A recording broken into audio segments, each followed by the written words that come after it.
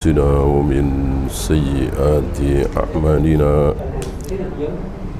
من يهده الله فلا مضل له ومن يضلل فلا هادي له أشهد أن لا إله إلا الله وحده لا شريك له وأشهد أن محمدا عبده ورسوله وبعد. Terakhir, kalau tidak salah, kita sampai wasailul umur kal maqasid. Wasilah sebuah perkara sama persis dengan perkara itu. Maksudnya sama apanya? Hukumnya. Ketika sesuatu itu wajib, maka wasilahnya wajib. Ketika sesuatu itu haram, maka wasilahnya haram. Ketika sesuatu itu sunat, wasilahnya sunat. Ada dalil dari Al-Quran dan Sunnah bahwa beli pakaian itu wajib? Tidak ada, kan? Coba antum ingat-ingat, adakah ayat, adakah hadis yang mewajibkan kita beli pakaian, punya pakaian? Tidak ada, kan? Tapi sepakat para ulama bahwa punya pakaian itu wajib. Kenapa? Kenapa? Karena kaidah ini. Wasailul umur kal maqasid. Karena menutup aurat itu wajib. Kalau tidak punya pakaian, tidak bisa menutup aurat. Ketika menutup aurat wajib, berarti punya pakaian wajib. Ketika pergi haji wajib, maka mencari badan atau lembaga atau travel yang bisa membawa kita ke sana, ya wajib, harus. Ketika kita diam saja, uang ada banyak tapi diam saja, dosa. Kita harus mencari, ya. Kan nggak mungkin, hampir nggak mungkin, kan? Kita beli tiket sendiri, kita booking hotel sendiri, hampir tidak mungkin. Kita butuh bantuan travel atau depak atau apa, ya. Saya kira ini sudah selesai kita bahas. Begitu pula yang sunat, begitu pula yang makruh, begitu pula yang haram, ya. Ketika minum khamr itu haram, berarti beli khamr juga haram. Karena ini wasilah.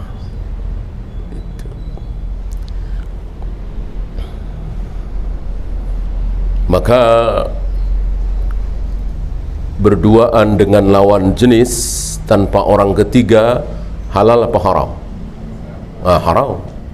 Ini wasilah menuju perzinahan. Dan wasilah ini ditutup bahkan ketika wasilah itu masih berupa zari'ah. Jadi wasilah yang dalam bahasa Indonesia artinya perantara, penyebab, itu ada tingkatan. Ketika tingkatannya itu masih rendah, disebut zari'ah. Ketika tingkatannya itu sudah semakin kuat, disebut wasilah, ya. Berdua dengan lawan jenis di tempat sepi, itu sudah wasilah. Itu sudah wasilah. Tapi kalau memandangi seorang wanita cantik padahal dia pakai jilbab, Itu baru zari'ah, belum wasilah. Nah, kita disuruh nutup wasilah itu, kita disuruh menutup itu. Wasilah apa dari mulai zari'ah? Zari'ah sudah disuruh nutup, maka diistilahkan saddud zari'ah, bukan saddul wasilah. Saddud dzara'i, bukan saddul wasail, bentuk jamaknya. Artinya apa? Untuk menuju kemaksiatan itu kita tutup dari awal mula. Lihat Nabi alaihi salatu wassalam sedang ngobrol bersama beberapa sahabat, dibela-belain pulang ke rumah, menemui Zainab yang waktu itu istri beliau yang sedang memperbaiki pelana kuda, dan beliau mencimaknya. Hanya gara-gara lewat seorang wanita yang tanpa sengaja terlihat oleh Nabi SAW. Ini belum wasilah, baru zari'ah, sudah ditutup.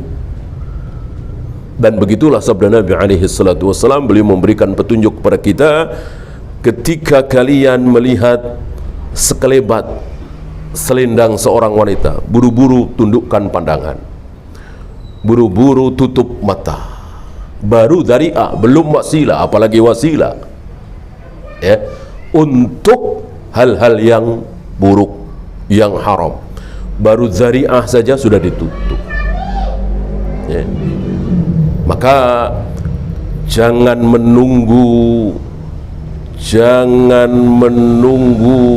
pada pacaran dulu, jangan menunggu pada dekat dulu, surat-suratan, japri-japrian dan seterusnya.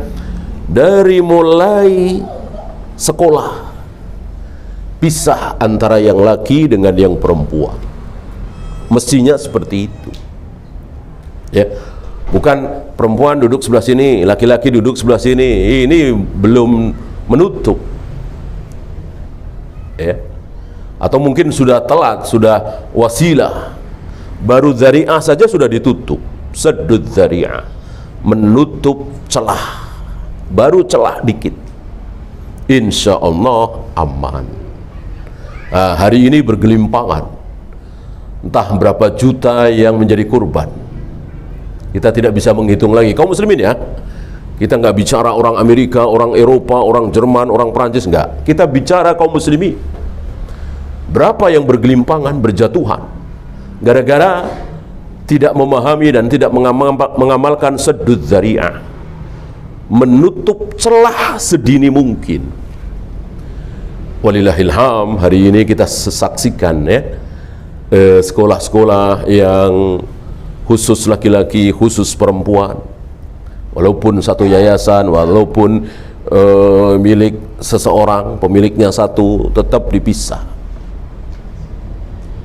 Yang tahun 90-an, tahun 80-an jarang sekali ya. Tahun 70-an malah ada di beberapa kota ya.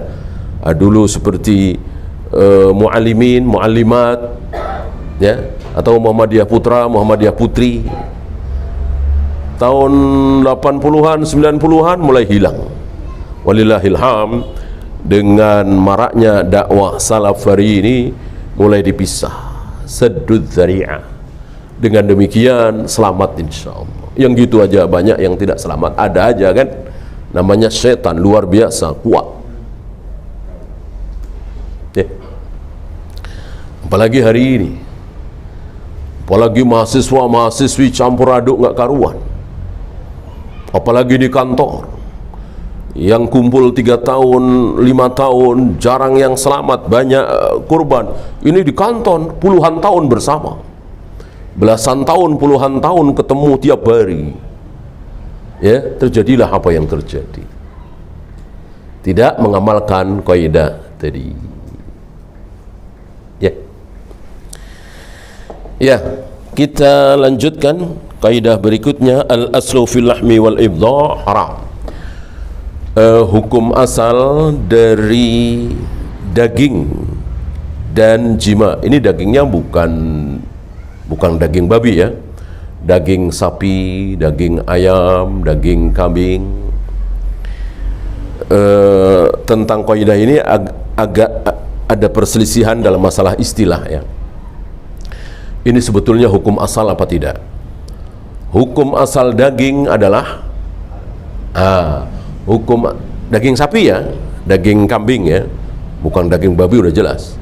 Hukum asal daging sapi, daging kambing adalah haram. Haram. Ya. Sampai jelas bahwa iya daging tersebut jelasnya di sini bisa dengan kaidah aglabiyah ya, enggak harus jelas di depan mata kita. Sampai jelas bahwa daging itu disembelih oleh 3 orang, maksudnya 3 kelompok ya, kaum muslimin, kalau enggak Yahudi, kalau enggak Nasrani. Ketika tidak jelas atau golibnya zon berat kita kemungkinan besar disembelih oleh orang Buddha atau Hindu atau Konghucu dan lain-lain, maka haram. Sekali lagi dalam masalah istilah ini ada khilaf, apakah ini masuk hukum asal atau tidak. Karena ini masalah dunia. Kalau dunia kembali ke kaidah awal dulu, segala makanan, minuman, pekerjaan, pakaian di muka bumi ini hukum asalnya adalah halal. Cuman ini ada sedikit perbedaan dalam 2 hal ini. Kita pertama dulu bahas daging. Mana contoh? Misalnya kita masuk hutan. Tiba-tiba di hutan itu kita mendapati daging sapi. Antum tahu persis bahwa itu daging sapi, antum tukang daging misalnya. Yakin seyakin-yakinnya, nggak mungkin ini anjing, nggak mungkin ini babi dan seterusnya. Ini sapi. Daging segar. Daging segar, entah, kita nggak tahu namanya, contoh ini ya. Daging segar, tidak busuk. Ya, pertanyaan saya, halalkah daging itu? Apa haram? Jawabnya haram. Kenapa? Iya, kita tidak tahu daging ini sapinya siapa yang menyembelih, atau disembelih apa dimakan binatang buas, ini sisa dari harimau misalnya, singa misalnya, nggak tahu kan, maka haram ya. Sama ketika antum berada di Jepang misalnya, di pasar di sana atau di supermarket mendapati daging sapi segar, halal apa haram? Tentu haram ya. Beda kalau di Amerika, di Eropa, di Australia, apalagi di Saudi, di Mesir, di Indonesia, di Malaysia. Karena golibnya yang menyembelih adalah kaum muslimin atau ahlul kitab tadi. Kalau di Jepang kecil sekali kemungkinan. Maka ini menjadikan hukum untuk kita tidak boleh makan daging di sana kecuali jelas ya. Dan ini perbedaan antara negeri-negeri kafir dengan negerinya kaum muslimin.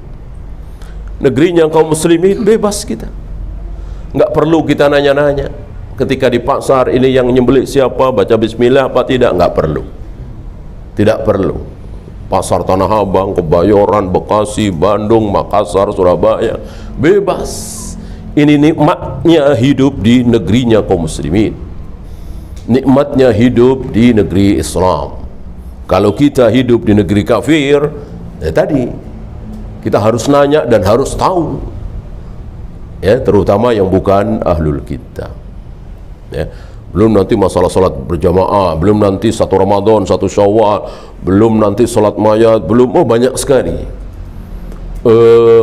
kendala-kendala bagi seorang muslim hidup di negeri kafir. Maka Nabi berlepas diri, inni bari'u minal muslim ya'ishu bainal kafirin. Aku berlepas diri dari seorang muslim yang hidup di tengah-tengah negeri kafir. Beliau berlepas diri adalah haram. Haram. Ya. Kalau tidak haram, beliau tidak akan berlepas diri. Ya. Hal-hal yang menyebabkan haram, dosa besar adalah diancam oleh Allah dan Rasulnya. Ancaman itu bisa jahanam, bisa siksa kubur, bisa kutukan, laknat. La'anallahu al-yahuda wan nasara ittakhadhu qubur anbiya'ihim masajid. Allah mengutuk, melaknat orang-orang Yahudi, orang-orang Nasrani karena menjadikan kubur-kubur para nabi menjadi masjid. Ini dosa besar, besar sekali. Ada kutukan, ada laknat. Ya. Adapun larangan Allah dan Rasulnya yang tidak disertai dengan laknat, tidak disertai dengan kutukan, tidak disertai dengan ancaman, baik itu jahanam, siksa kubur dan lain-lain, maka masuk dalam dosa kecil. Ya. Jangan kalian masukkan tanganmu ke dalam bejana air sewaktu bangun dari tidur. Apa ancamannya? Enggak ada. Jangan engkau tiup makananmu, minumanmu. Ancamannya apa? Tidak ada. Maka para aimah memasukkan ini sebagai dosa kecil. Tetap dosa. Hukum asal larangan adalah dosa, kita langgar. Hukum asal perintah adalah wajib kita taati. Ya. Oleh karena itu makan daging harus betul-betul yakin bahwa daging itu halal. Disembelih pertama tentu harus yakin bahwa itu bukan daging babi, bukan anjing dan seterusnya. Artinya daging yang halal, sapi, kambing dan seterusnya. Maka jika ragu maka haram. Da ma yaribuka ila ma la yaribu. Seperti tadi masuk hutan, antum bukan di hutan ya, artinya di warung yang insya Allah disembelih atau ada di meja antum, ya. Antum ragu karena di sini, di daerah ini misalnya, di daerah yang antum tempati itu misalnya banyak daging babi. Sementara antum tidak bisa membedakan mana daging babi, mana daging sapi. Nah, ada di depan antum, sudah matang, antum ada keraguan. Ada kemungkinan bahwa ini daging babi, daging sapi pun ada kemungkinan. Ragu. Maka di saat ragu seperti itu harus ditinggalkan. Da'ma yaribuka ila ma la yaribuk. Tinggalkan apa yang meragukanmu dan ambil yang engkau tidak ragu. Ini kan ragu. Tidak boleh pura-pura yakin. Ya. Ragu hatinya tapi ngomong, wah yakin ini mah sapi. Enggak boleh. Padahal ragu ya. Dia pura-pura yakin karena pengen aja gitu ya. Ini enggak boleh, haram. Kalau ragu harus ditinggalkan. Ya. Kecuali datang sesuatu yang meyakinkan. Ada yang menjamin misalnya, boleh, walaupun ternyata yang menjamin itu bohong, antum tidak berdosa, dia yang berdosa. Ya. Nah, contoh lain misalnya antum melepas anjing buruan. Antum tahu boleh memakan hasil buruan anjing dengan syarat anjing itu berilmu, terlatih. Para imam sering membawakan sabda Nabi ini, bahwa jangankan manusia, anjing saja yang berilmu dengan yang tidak berilmu beda. Kalau anjing itu berilmu, terlatih, halal buruannya. Kalau anjing itu tidak berilmu, tidak terlatih, haram hasil buruannya. Luar biasa ya. Itu anjing, bagaimana manusia? Bagaimana ciri-ciri anjing yang tidak berilmu, yang terlatih? Ketika dia menerkam buruannya, dia kadang ikut makan, ya, nyobain kupingnya misalnya, nyicipin dagingnya, ikut makan. Itu bukti bahwa dia tidak berilmu, dia tidak terlatih, haram hasil buruannya. Beda dengan anjing yang berilmu, yang terlatih, maka halal hasil buruannya. Apa ciri-ciri yang terlatih? Tadi, dia hanya melumpuhkan, mematikan, tidak ikut makan, dia tahu. Ya, tentu ini tidak bisa dilakukan oleh kucing misalnya, atau hewan lain ya, kerbau dan seterusnya. Allah berikan kelebihan kepada seekor anjing. Dan kaum muslimin boleh memakai ini, ya, seperti kepolisian misalnya untuk kejahatan. Mana dalil Nabi kan kalau tidak boleh sama sekali memanfaatkan anjing, nggak mungkin ada sabda Nabi seperti itu. Makanlah dari hasil buruan anjing jika anjingmu terlatih berilmu. Ya, nggak mungkin ada sabda Nabi seperti itu kalau kita tidak boleh memanfaatkan anjing. Dengan demikian, boleh kita memanfaatkan anjing, memelihara anjing, memberi makan anjing dan seterusnya. Yang tidak boleh atau yang menyebabkan pahala kita berkurang sehari 1 qirat adalah tidak ada keperluan. Bukan anjing pemburu, bukan anjing penjaga, bukan anjing untuk melacak narkoba, dan pokoknya nggak ada kepentingan, cuman senang-senang dengan anjing itu, lucu apa ya, berada di rumah kita. Maka diancam oleh Nabi SAW, setiap hari amal kita berkurang 1, pahala kita berkurang 1 qirat, 1 gunung Uhud, ya. Padahal amal kita sehari belum tentu dapat segitu, ya. Tekor, ya, sayang sekali. Nah, kita lepas anjing buruan kita yang terlatih, misalnya dengan membaca Bismillah. Ya sudah, yang berburu kan anjing, yang kita hanya mengikuti saja. Sudah dilumpuhkan, kalau masih bergerak kelepek-kelepek ya kita sembelih, kalau sudah mati ya sudah halal. Nah, kita ikuti, biasanya kan begitu ya, kita ikuti anjing itu. Banyak ini di Sumatera Barat kan banyak yang seperti itu, tapi kan itu buat senang-senang aja ya, biasanya babi. Ini kan buruan, kijang misalnya, jangan misalnya, rusa. Sampai di tempat kejadian itu sudah mati rusanya misalnya, sudah mati. Oleh kita lepaskan anjing yang terlatih kita. Ternyata di situ pas kita dapati rusanya sudah mati, ada anjing kita, ada pula anjing yang lain. Ada pula anjing yang lain, entah anjingnya siapa. Ada di situ. Halalkah anjing itu? Halalkah rusa itu?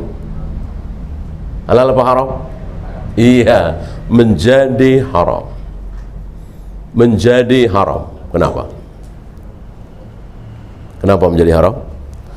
Karena kita tidak tahu rusa ini mati oleh anjing kita apa anjing yang lain. Kita nggak tahu. Jadi betul-betul dalam hal buruan ini, dalam hal daging ini, kembali kepada kaidah tadi, hukum asalnya haram sampai jelas dia disembelih atau mati oleh anjing kita yang terlatih dan seterusnya. Nanti ada contoh lagi. Karena ada anjing lain di situ yang kita nggak tahu terlatih apa tidak. Gitu. Maka menjadi haram, tidak boleh dimakan. Contoh lain, ketika kita lepas anjing kita yang terlatih itu, baca bismillah, lalu kita ikuti dan ternyata di kejadian itu ada rusa sudah mati, dan di situ ada anjing kita yang terlatih dan tidak ada anjing lain, tapi matinya di air. Matinya di air. Halalkah rusa itu apa haram? Jawabnya haram. Kenapa? Karena kita tidak tahu anjing tersebut mati oleh rusa tersebut mati oleh anjing kita apa oleh air, gara-gara dia masuk di air, kita nggak tahu. Jadi sekali lagi betul-betul jelas untuk masalah daging. Beda dengan sayuran, buah-buahan, makanan ini, makanan itu, maka tidak perlu lagi seperti itu.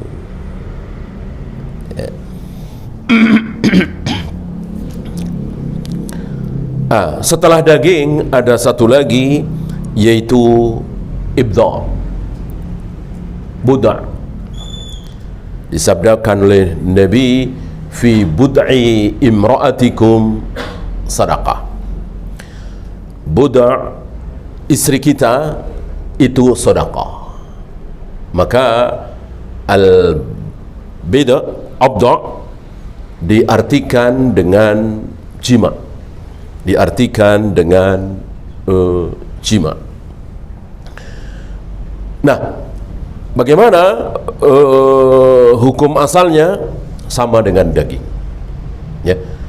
Jadi haram. Bukan zina, kalau zina udah jelas, ya. Ini zina pun udah jelas, ya. Jelas-jelas bukan istri kita, jelas-jelas bukan budak perempuan kita, ya. Ini harus jelas, ya. Ini banyak terjadi kasus saat masih ada perbudakan, ya. Kan halal bagi kaum muslimin menjima budak perempuannya, ya. Illa ala azwajihim aw ma malakat aymanuhum. Bahwa kita haram melampiaskan syahwat birahi. Jadi hukum asal melampiaskan syahwat birahi itu haram. Birahi kita tidak boleh dilampiaskan, harus ditahan. Ini hukum asalnya. Kecuali kepada dua.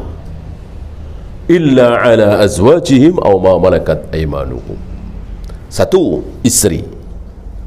Yang kedua, budak perempuan. Adakah yang ketiga? Tidak ada. Yang ketiga, tidak ada. Ya. Maka siapa yang melampiaskan syahwat birahinya di luar yang dua itu, jelas haram.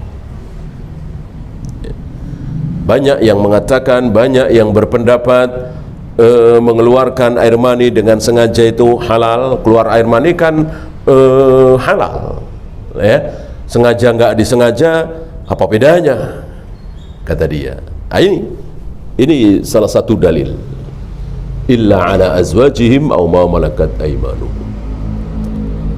Bahwa yang halal cuma dua, istri dan budak. Untuk istri, insyaallah di sini tidak ada pembahasan, ya.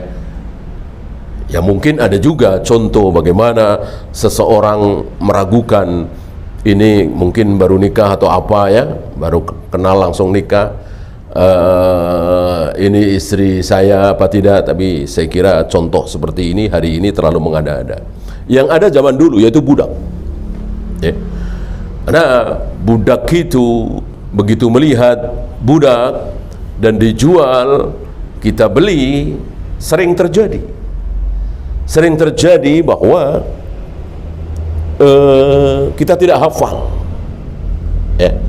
Ini betul-betul budak yang tadi saya beli atau ketuker atau apa gitu. Nah, dalam hal ini harus yakin betul. Harus yakin betul. Kalau ragu tidak yakin, maka haram didekati. Jangankan dijima, disentuh saja haram. Kenapa? Tadi ya.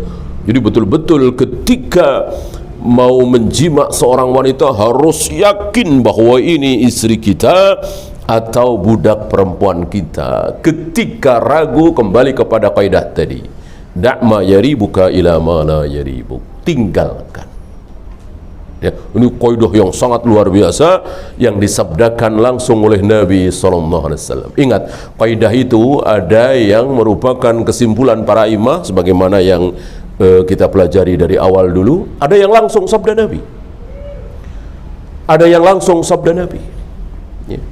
Seperti iyakum wa muhdatsatil umur fa inna kulla muhdatsatin bid'ah wa kulla bid'atin dalalah wa kulla dalalatin finnar. Ini kaidah yang sangat besar sekali. Langsung disabdakan oleh Nabi alaihi salatu wassalam bahwa segala macam ibadah yang tidak pernah aku contohkan berikut para sahabat, maka itu adalah bid'ah. Semua bid'ah adalah sesat, semua yang sesat tempatnya di neraka. Ini langsung disabdakan oleh Nabi SAW atau langsung difirmankan oleh Allah Rabbul Alamin. Ada atau umumnya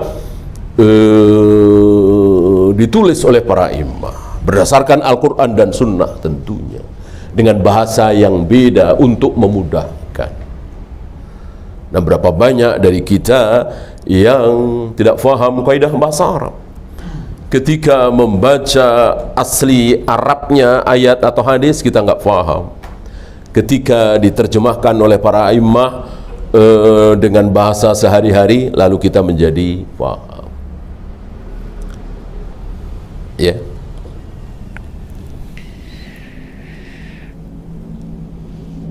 Ya. Kita tinggalkan al-lahmu wal ibda', daging dan jima ini. Kita lanjutkan. Al-hukmu yaduru bil illah adaman kana aw wujudan. Ada hukum-hukum itu yang mengandung ilat ya. Nah, hukum yang mengandung ilat itu alasan munculnya sebuah hukum. Ketika alasan itu ada, maka hukum itu ada. Ketika alasan itu tidak ada, maka hukum itu ikut menjadi tidak ada ya. Kenapa Nabi tidak mau bangun, padahal beliau dengar saat pintu rumah beliau dilempar-lempar pakai kerikil ya. Dan Nabi tahu siapa yang lempar, yaitu para sahabat yang ingin sekali seperti tadi malam. Tadi malam sholat bersama Nabi berjam-jam, qiyamul lail, salat tarawih di bulan Ramadan ya.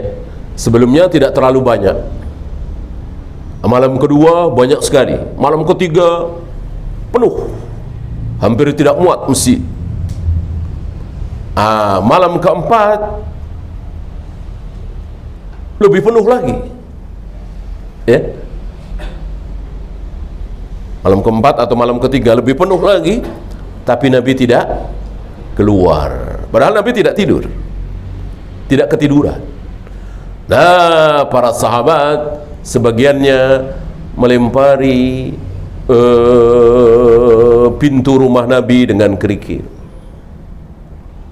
Sepertinya nggak sopan amat ya, bukannya ngetok pintu ya. Justru ngetok pintu malah bahaya, nggak sopan. Kenapa? Ini khusus Nabi ya. Karena para sahabat tidak ada yang berani membangunkan Nabi SAW secara khusus. Kenapa? Khawatir Nabi sedang menerima wahyu. Karena ketika Nabi sedang menerima wahyu, persis seperti orang tidur. tidak bisa komunikasi, mata tertutup, ya seperti orang tidur lah. Tentu tidak berani membangunkan, sedang menerima wahyu, sedang konsentrasi terhadap wahyu, menerima firman-firman Allah lewat Jibril. Ya, banyak, ada beberapa riwayat tentang ini. Jam, kalau kata kita ya, mungkin jam 7:30, 8, matahari sudah agak tinggi, Nabi belum bangun. Sepulang dari safar, masih di perjalanan. Para sahabat teriak-teriak, bertakbir. Umar bertakbir. Ya, enggak berani mendatangi Nabi. Noel Nabi, ya Rasul bangun, enggak. Karena khawatir Nabi sedang menerima wahyu.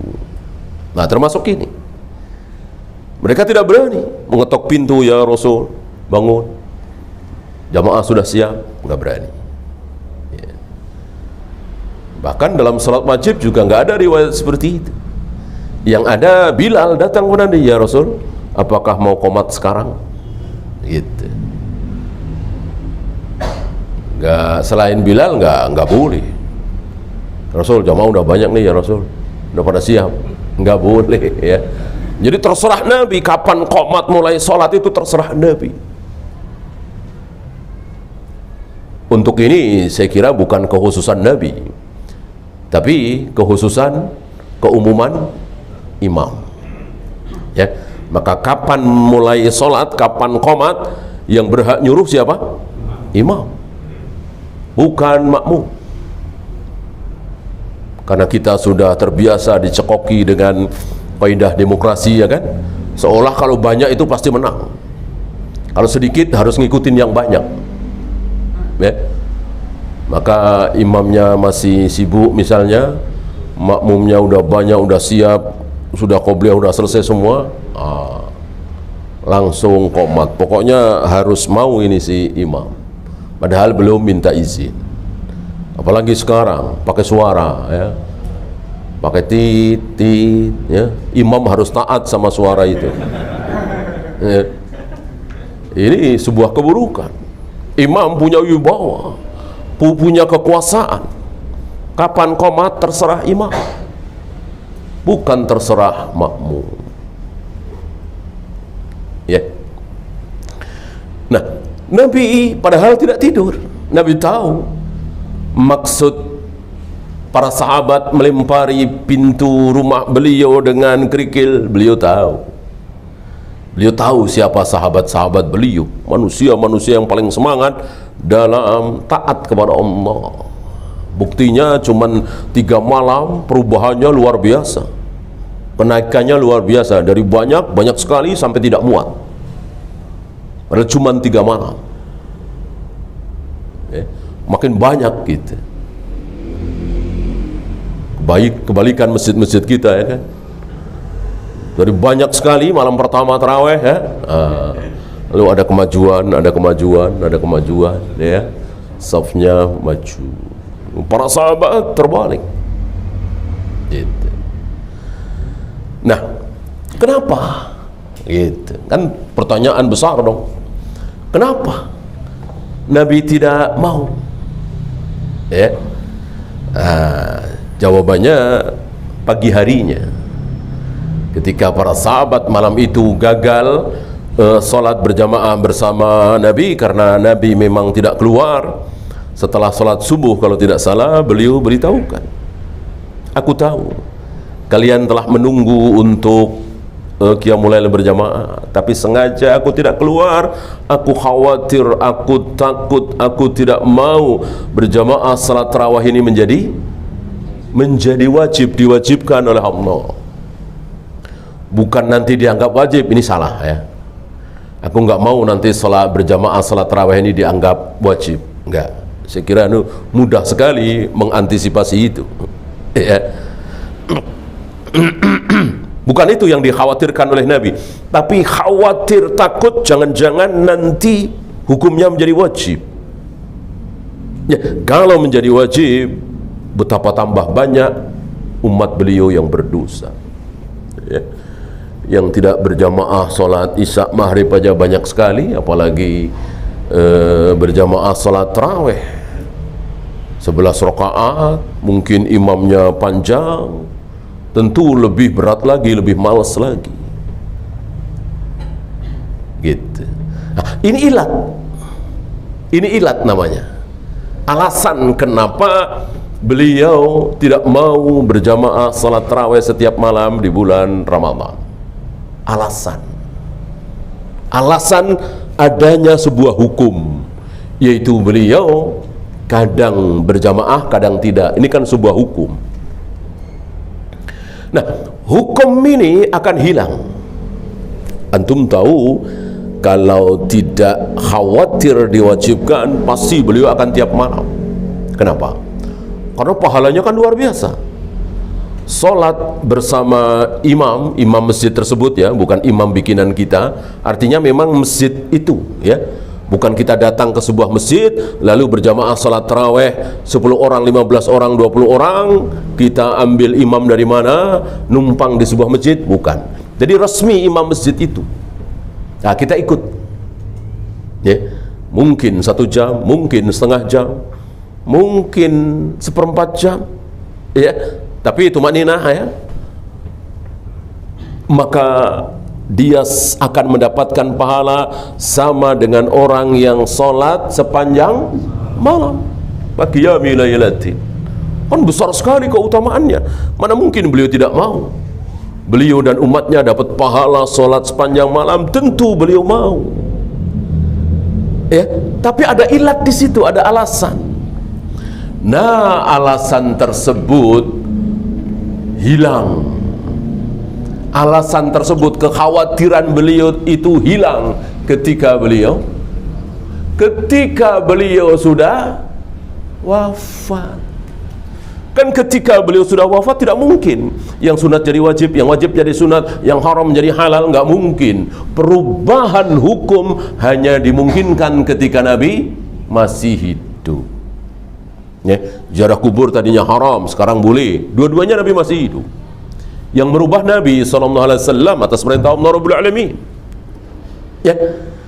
Kalau Nabi sudah wafat, nggak mungkin. Yang Nabi sudah wafat, maka yang halal akan terus halal sampai hari kiamat, yang haram akan terus haram sampai hari kiamat, yang tidak wajib terus akan menjadi tidak wajib sampai hari kiamat.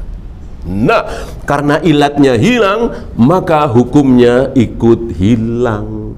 Maka sholat tarawih berjamaah di masjid dalam satu Ramadan 2 kali doang, 3 kali doang, atau 5 kali doang mengikuti Nabi, salah, keliru. Yang benar setiap malam. Nah, ini yang dipegang oleh Umar bin Khattab, ya, menunjukkan kebenaran sabda Nabi alaihi salatu wassalam, seandainya ada nabi lagi setelah aku, maka yang akan menjadi nabi adalah Umar,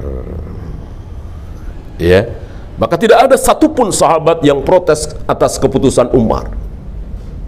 Ya Amirul Mukminin, kenapa engkau membikin hal yang baru? Nabi cuma 2 malam 3 malam berjamaah salat tarawih, kenapa anda setiap malam? Nggak ada. Karena para sahabat semuanya faham, itu ada ilatnya. Ilat hilang, hukum ikut hilang, ya. Ada pertanyaan? Jelas insya Allah, ya. Jangan sampai kita seperti sebagian kaum muslimin yang tidak faham.